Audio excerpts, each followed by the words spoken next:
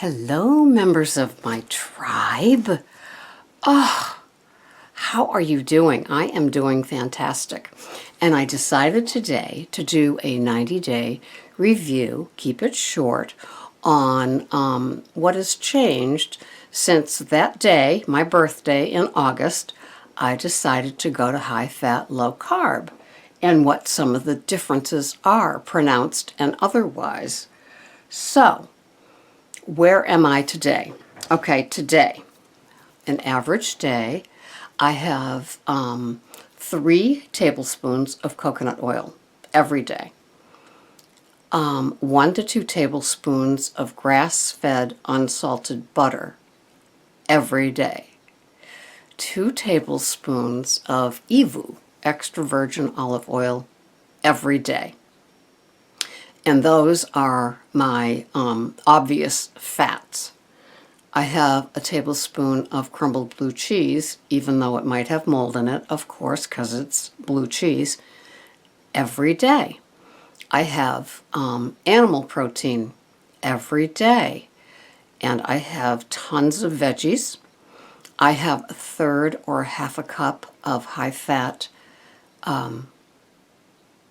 yogurt, plain, every day.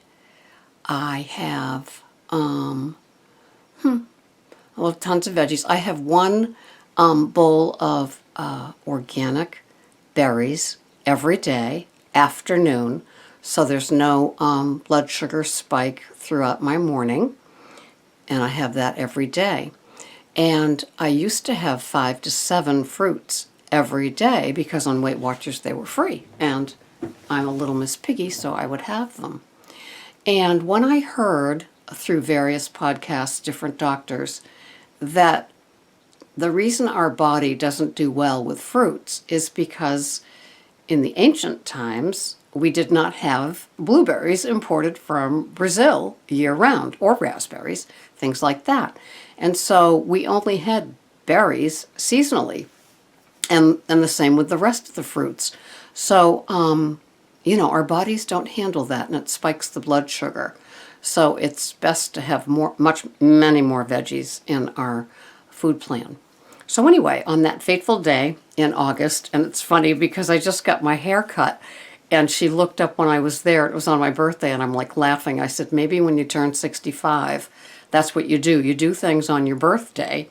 Like I got my shingle shot and flu shot on 9/11, so I could remember when I had the things done, because my brain, although it's much more sharp since I've been adding the omega-3s, has gotten better. So anyway, so entering into the high-fat, low-carb meant that the added sugar, the sugar that I could read on labels, and the added sugar all went away.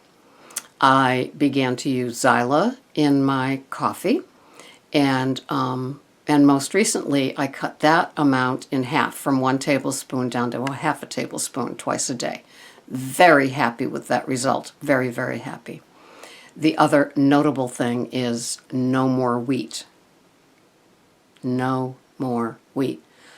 Every label is red, and I just don't have it.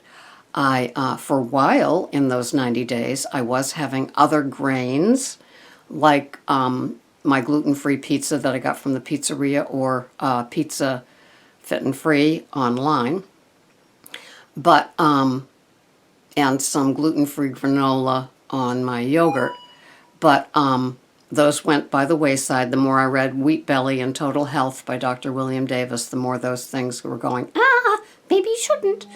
So now I have coconut flour and almond meal / flour that I am using, and although I haven't used it yet, it is going to be for my Thanksgiving desserts.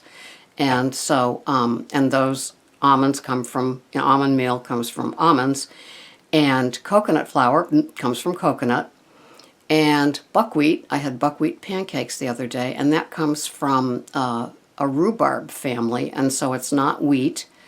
So those are grain. So those 3 things I am allowing.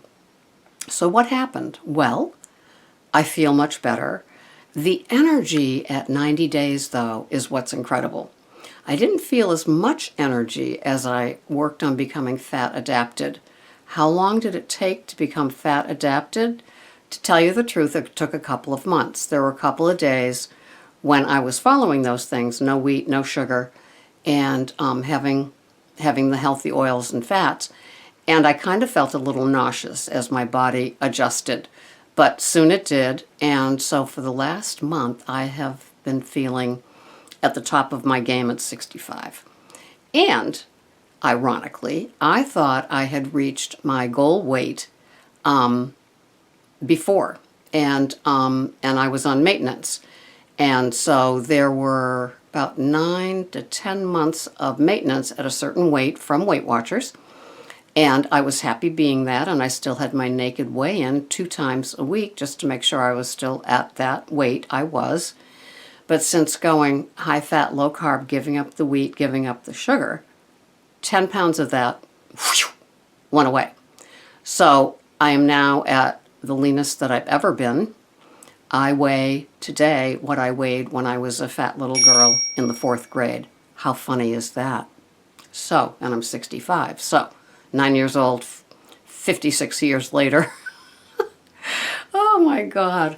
So anyway, those 10 pounds went away without even trying. And so it feels great.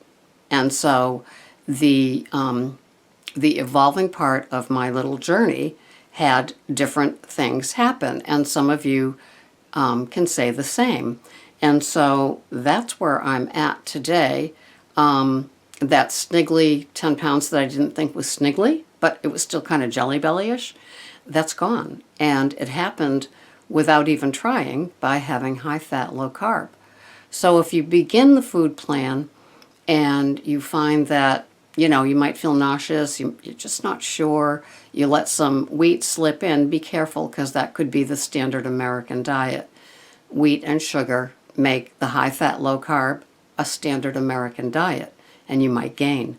So you need to be all in if you're doing high fat, low carb, okay? But that's what's worked for me. Just wanted to tell you, keeping it short, Joanne. And I know you have your wheat. I know you have your homemade bread. It's what works for you, the person, not what works for me. And so you get to know your body, and you get to know what works. I forgot to add nuts to my healthy fats.